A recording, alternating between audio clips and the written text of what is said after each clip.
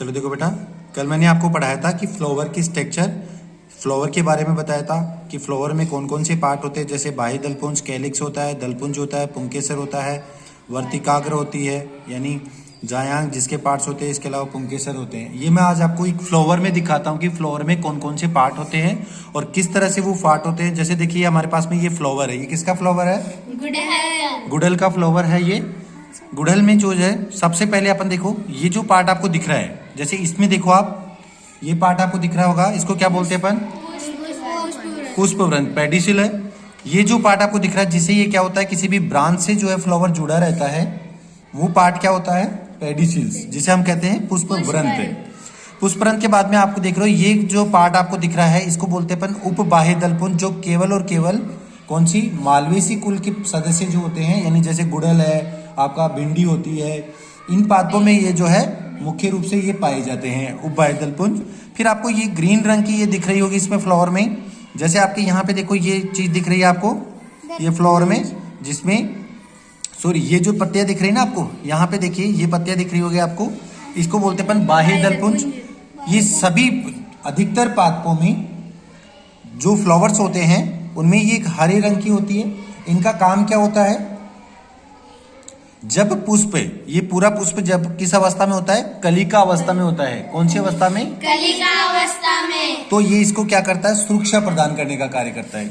फिर आप देख रहे होगे ये जो पार्ट आपको दिख रहा है, दूसरी जो कलर्ड लीव्स होती है, या बहुत सारी कलर्ड लीव्स आपको दिख रही है, ये जो कलर्ड लीव्स है इनको हम क्या बोलते हैं? दलपुंज बोलते हैं। और यहाँ पे देखो, ये इसी का एक पार्ट अपन ने अलग किया है। ये जो आप देख रहे होंगे यहाँ पे, ये कुछ ऊपर से तो फूले हुए भाग दिख रहे हैं और नीचे की तरफ आपको एक फिलामेंट टाइप में दिख रही है। तो ये जो संरचना है, इस संरचना को हम क्या कहते हैं? पुंकेसर। क्या बोलते हैं इसको? पुंकेसर। पुंकेसर की बात यदि हम करेंगे तो ये जो पार्ट होता है, देखो यहाँ पे आपको ये आप इसको देख रहे होंगे, ये क्या है? परागकोश। ऊपर से जो, जैसे आप देखो इसको अच्छे से गौर से देखना, इसको फ्लावर को, ये जो पार्ट आपको दिख रहा है ऊपर की तरफ येलो येलो पार्ट दिख रहा होगा, ये येलो येलो जो पार्ट है ये तो क्या होता है? परागकोश। और जो नीचे की तरफ आपको बिल्कुल एक धागे जैसी संरचना दिख रही है ना, ये जो धागे जैसी संरचना है इसको हम क्या बोलते हैं? पूतंतु या फिलामेंट बोलते हैं अपन। और जहां से ये दोनों जुड़े रहते हैं, इसको, इस पार्ट को हम क्या बोलते हैं? योजी या कनेक्टिव बोलते हैं। ये जो पार्ट है जिसे हम बोलते हैं क्या? पुंकेसर। पुंकेसर बोल दो इसको, या हम इसको जो है स्टेमन बोलते हैं अंग्रेजी में। स्टेमन is the male part of flower.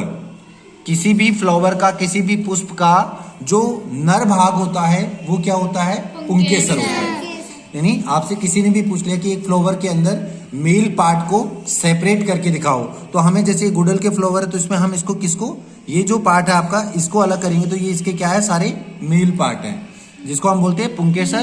3 भागों से बना हुआ, परागकोश, पूतंतु और योजी से बना हुआ था। चलो अब हम बात करते हैं अगले वाले पार्ट की। इसकी कौन सा पार्ट? इसका स्त्री केसर या फिर जायांग की। ये देखिए इसी फ्लावर में जब हम देखेंगे तो आपको यहाँ पे देखो, ये ऊपर फुला हुआ भाग दिख रहा है ना।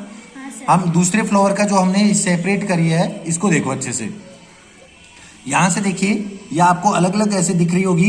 ये जो भाग है, ये जो पार्ट्स आपको दिख रही है, ये क्या होता है? यहां से अंदर से होते हैं, ये पूरी यहाँ पे ओवरी होती है, अंडा से होता है।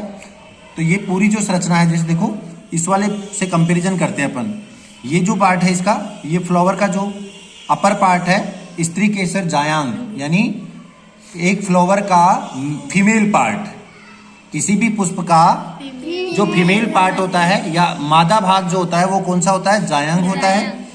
तो जायांग 3 भागों से बना हुआ। ऊपर का जो पार्ट होता है वो तो क्या होता है? वर्तिकाग्र। ये जो भाग है वो तो क्या है? वर्तिकाग्र। ये जो आपको धागे जैसी पूरी लंबी संरचना दिख रही है, इसको हम क्या बोलते हैं? वर्तिका। और ये जो नीचे की तरफ आपको दिख रहा है, ये क्या होता है? अंडाशय।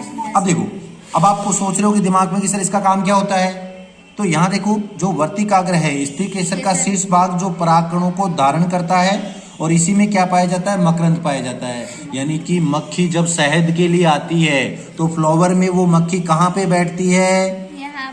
क्या नाम है इस जगह का?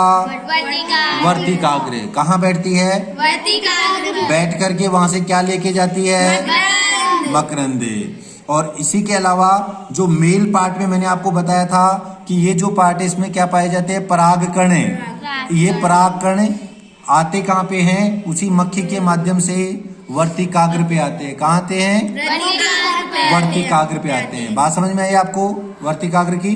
क्लियर? यहाँ पे लास्ट इसका जो पार्ट है देखो, यहां से आपको दिख रहा होगा, मैं थोड़ा सा सेपरेट करके आपको दिखाता हूं इसको। ये जो संरचना आपको दिख रही होगी इसमें, ये देखो बिल्कुल ये जो पार्ट आपको दिख रहा है इस वाले भाग में, ये भाग क्या है? अंडा से होता है। ये वर्तिका, ये वाला पार्ट है वर्तिका, ये है अंडा से। और यहां से इसके ऊपर जो लगा रहता है वो होता है वर्तिकाग्र। अभी हमारे पास में यहाँ पे ब्लेड है, तो ब्लेड से हम जो है इसको, देखो आपको ये जो बीच में आपको इस ऐसी संरचना दिख रही होगी, तो हम ब्लेड से जो है इसको डिसेक्ट करते हैं।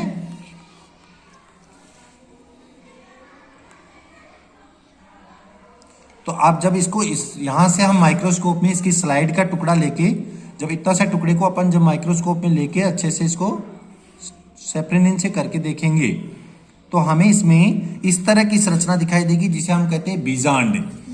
आगे जाकर के बेटा ये जो अंडा से है वो किसका निर्माण करता है? फल का निर्माण करता है। तो नए फल का निर्माण किससे होता है? अंडा से। सबको समझ में आ गया?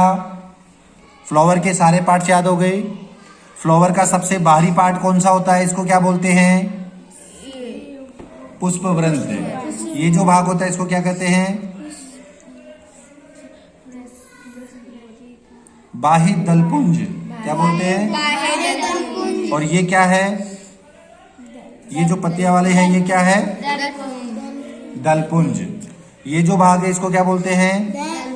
ये पुंकेसर। और ये जो भी यहाँ पे है इसको क्या बोलते हैं? ठीक है। इनका काम क्या होता है? कीटों को अपनी ओर आकर्षित करना। वर्तिकाग्र का काम क्या होता है? इसमें क्या पाया जाता है?